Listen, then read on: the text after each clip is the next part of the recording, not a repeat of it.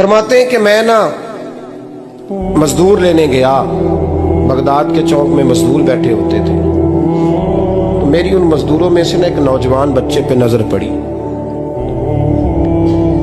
بڑا کمزور سا وجود تھا لیکن چہرے پر عبادت کا نشان تھا، ماتھا بتاتا تھا کہ نماز کا بڑا خیال رکھتا ہے۔ میں اس کے قریب گیا، چہرے بھی بڑا کچھ بتاتے ہیں نا، چہروں میں بھی بڑی رانائی ہوتی ہے۔ فرماتے ہیں میں قریب گیا، میں نے اس کو کہا بیٹے مزدوری کرو گے؟ تو کہنے لگا مزدوروں میں بیٹھا ہوں تو حضور مزدوری کے لیے ہی تو بیٹھا ہوں۔ تو میں نے کہا کہ چلو پھر۔ کہنے لگا نہیں میری کچھ شرطیں۔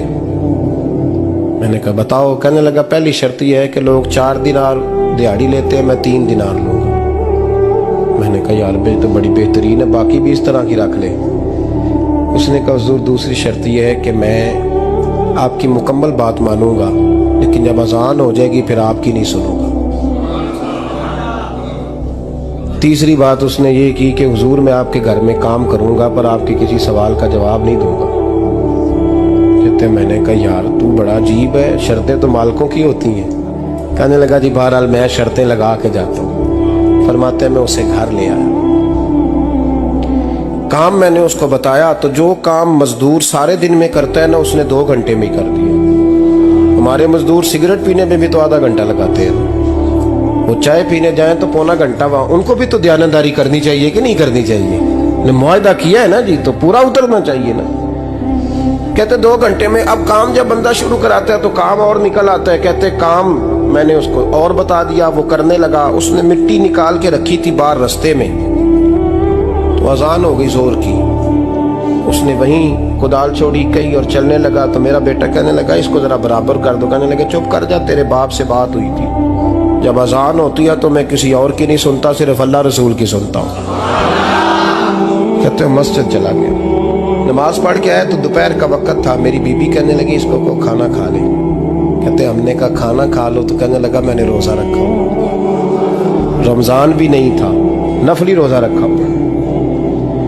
فرماتے ہیں شام ہوئی، میں نے 3 دینار دیے تو میں نے کہا تیرا نام کیا ہے؟ کہنے لگا میں نے آپ سے کہا تھا میں کسی سوال کا جواب نہیں دوں گا۔ کہتے وہ چلا گیا۔ اگلے دن میں پھر لینے گیا اسے، کام کچھ اور نکل آئے تو لوگوں نے بتایا وہ صرف ہفتے والے دن آتا ہے۔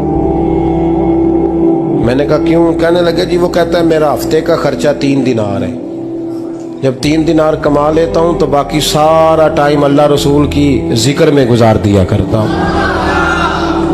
فرماتے ہیں عجیب۔ اگلے ہفتے میں پھر لینے گیا، میں نے پورا ہفتہ انتظار کیا کہ کام اسی سے کرانا ہے۔ میں جب گیا تو میں نے کہا چلو، کہنے لگا میری شرطیں یاد ہے نا؟ اور میں نے کہا یاد ہے بھائی ساتھ چل۔ فرماتے ہیں کام کرایا، 2-3 ہفتے وہ آتا رہا۔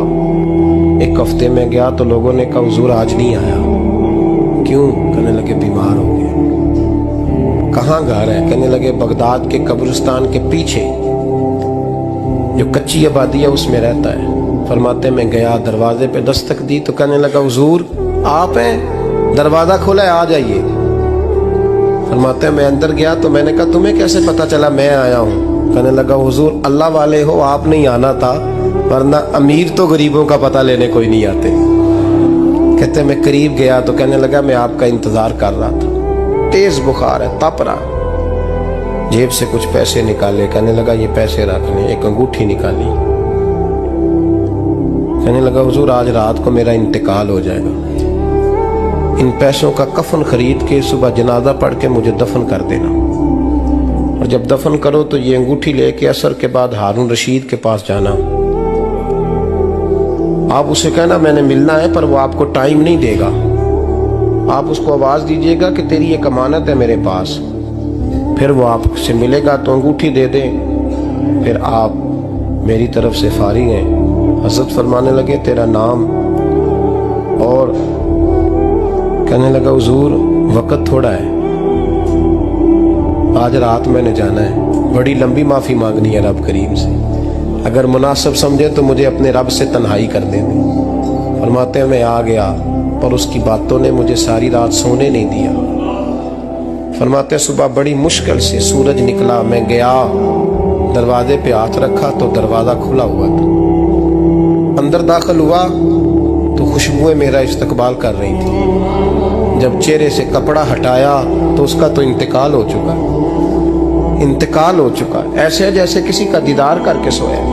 कहते मैं तो 2 आदमी ले गया था जनाजे पे, पर पता नहीं दुनिया किधर किधर से आई, कहां कहां से। अखां जदों मीटियां जमाना मैनू रोवेगा, अपना ते अपना बेगाना मैनू रोवेगा। फरमाते हैं मैं तो 2 बंदे ले गया था, पर पता नहीं मखलूक कहां कहां से आई। जनाजा पड़ा, दफन किया। हारून रशीद के पास में असर के बाद गया, मैंने बुलाना चाहा पर बादशाह था, मेरी तरफ देखा ही नहीं। मैंने उसको कहा तेरी ये अमानत मेरे पास है।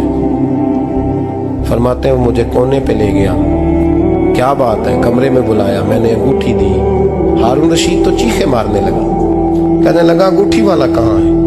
मैंने कहा वो तो इंतकाल कर गया। कहने लगा मुझे कब्र पे ले चल। कहते मैं कब्र पे लाया तो वो लेट गया, तड़प के रोने लगा।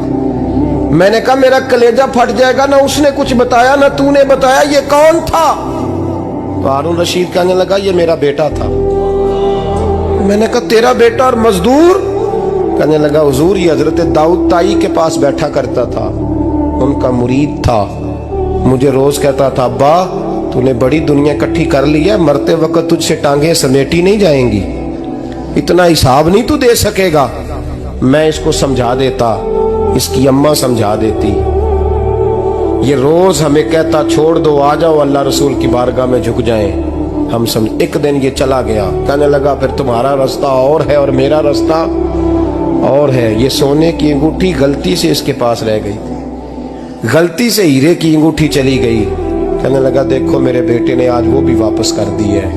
फिर तड़प के कहने लगा हारून रशीद था तो ये मेरा बेटा, पर मेरा मुर्शद निकला, मेरा पीर निकला। भाई जिंदगी तो बड़ी थोड़ी है ना।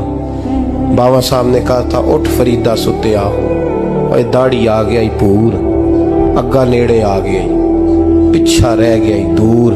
उठ फरीदा सुत्या, खलकत वेखन जा, मते कोई मिल जाई बख्शिया ते तू ही बख्शिया जा। उठ फरीदा सुत्या, झाड़ू दे मसीत, तू सुते रब जागदा, तेरी डाडे नाल परीत। मेरा रब हमें भी अपनी बारगाह में कबूल फरमा।